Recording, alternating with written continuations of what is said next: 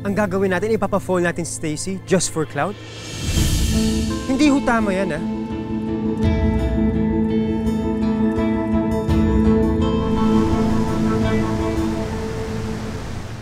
Bakit? Ano ba yun? Stacy, may kailangan ka malaman tungkol kay Grant. Ano yun? Bakit? Stacy, narinig namin siya sa phone. Kausap niya yung manager niya. Stacy, pinaplano nilang gamitin ka. Painlabin ka para dumami followers niya. Kasi ako nagsasabi sa'yo paglalaroan ka lang ni Grant. Hindi totoo yan! Kayo talaga kahit kailan ang nega nyo eh. Bakit hindi nyo nalang tanggapin na the universe is finally giving me my moment?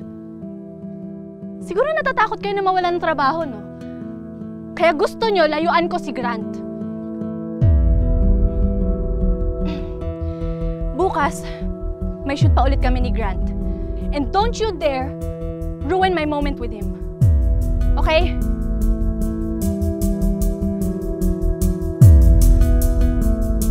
Stacy.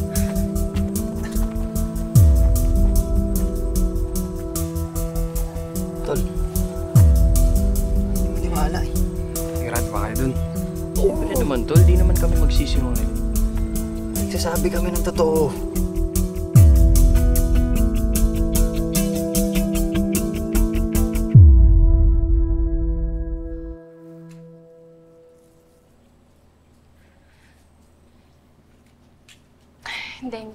Hindi to totoo.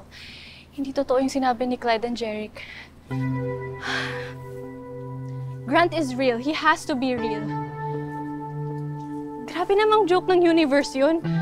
Kung hinayaan niya lang kami magkita ng dream boy ko, tapos lulukuhin niya lang pala ako.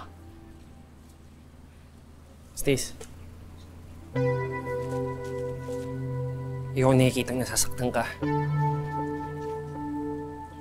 Matagal ko nang kilala si Clyde tsaka si Jeric. Okay? Di sila basta-basta mag-iimbento ng ganong kwento. Stace.